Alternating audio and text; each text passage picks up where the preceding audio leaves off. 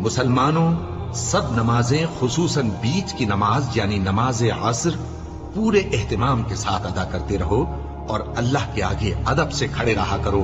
پھر اگر تم خوف کی حالت میں ہو تو پیادے یا سوار جس حال میں ہو نماز پڑھ لو. پھر جب امن و اطمینان ہو جائے تو جس طریق سے اللہ نے تم کو سکھایا ہے جو تم پہلے نہیں جانتے تھے اللہ کو یاد کرو. اور جو لوگ تم میں سے مر جائیں اور عورتیں چھوڑ جائیں وہ اپنی عورتوں کے حق میں وصیت کر جائیں کہ ان کو 1 سال تک خرچ دیا جائے اور گھر سے نہ نکالی جائے. ہاں اگر وہ خود گھر سے چلی جائیں اور اپنے حق میں پسندیدہ کام یعنی نکاح کر لیں تو تم پر کچھ گناہ نہیں. اور اللہ زبردست ہے، حکمت والا ہے.